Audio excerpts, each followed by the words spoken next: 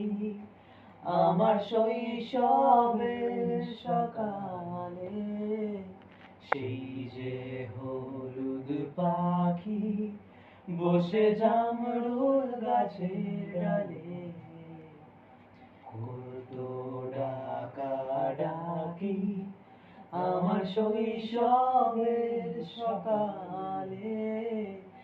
একদিন গেল উড়ে, জানি না কোন সুদূরে, ফিরবে না আর কোনদিন, ফিরবে না, সে কি ফিরবে না, ফিরবে না আর কোনদিন।